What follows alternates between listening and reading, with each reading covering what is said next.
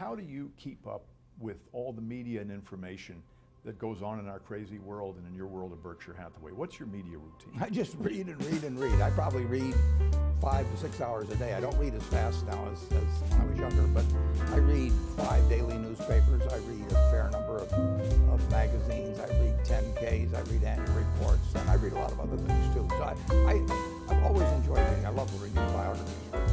Process information very quick. Well, I have some filters in my mind. So if somebody calls me about an investment in a business or an investment in securities, I usually know in 2 or 3 minutes whether I have an interest. And I don't waste any time with the ones which I don't have an interest. Evidently, at Berkshire, Bill has an integrated business. We have this diverse group out there.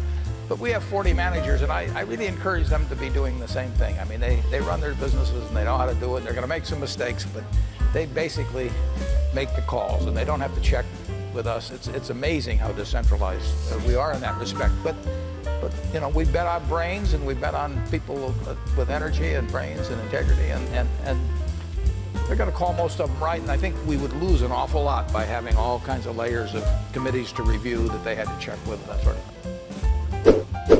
One thing I will tell you that I didn't realize when I was getting out of school is how much the unusual person will jump out at you. I mean, you know, and it isn't because they got 200 IQs or anything like that. It's really because of just how they behave, you know, what they bring, the energy they bring, the commitment they bring, the quality of how they do things, how they treat the people around them, all kinds of things. But you will jump out much more than you might anticipate. One of the things you would want to be sure to do is, whether you like it or not, get very comfortable, it may take a while, with public speaking, for example. I mean, that's an asset that will last you 50 or 60 years, and it's a liability if you don't like doing it or uncomfortable doing it. That also will last you 50 or 60 years, and it's a necessary skill. But a lot of the skills are just human skills. If you get the best out of people around you, that's a rare talent, and it doesn't correlate with IQ. It correlates with an attitude and toward the world and toward other people. And it's a talent that if you work at early and you're really conscious about it, you know, you don't have to show up other people. You know, you don't have to be smarter than they are or anything else. You want to bring out the best in them. It will pay huge dividends. Well, I'll give you 2 pieces of advice. I'd invest as much in myself as you can. I mean, you're your own biggest asset by far. I mean, you've got all kinds of potential. All the people in this room, you're lucky to be in this country, gotten a good education. But most people go through life using up a very, very small part of their potential. And so anything you do that invests in yourself,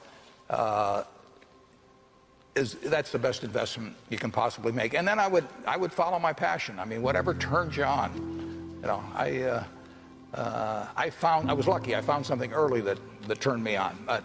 But you don't want to take a job just for the money. You don't want to take a job for an organization that you really don't feel good about, or work for people that you don't feel good about. You really want to be excited when you get out of bed every morning. And it won't necessarily be the job that you have 10 years later, but you'll be learning so much as you go along. And you know, I took a job with Van Graham, my hero, and it, you know, I never asked the salary, and I found at the end of the month when I got my first paycheck what I was earning, because I just knew it was the right thing to be doing. So I would follow your passion. I was just wondering, what would you consider to be the worst investment you've ever made? The worst investment I ever made? How long do you have? Oh, I've made some very bad ones, but that doesn't really bother me. You know, it may bother the shareholders, but that's another question. You know, you're going to make mistakes in life. I mean, there's no question about it. You don't want to make them on the big decisions, you know, who you marry and some things like that. So there's no way I'm going to make a lot of business and investment decisions without making some mistakes. I may try to minimize them. I don't dwell on them at all. I don't look back. The biggest mistakes are the ones that actually don't show up. They're the mistakes of omission rather than commission. We've never lost that much money on any one investment, but it's the things that I knew enough to do that I didn't do. We have missed profits of as much as, maybe $10 billion in things that I knew enough to do and I didn't do. Now, the fact I didn't buy Microsoft way back is not a foregone opportunity because I didn't know enough to make that decision. But there have been other investments where I did know enough to make the decision, and those don't show up. There's no place where it shows missed opportunities, but I've missed some big ones.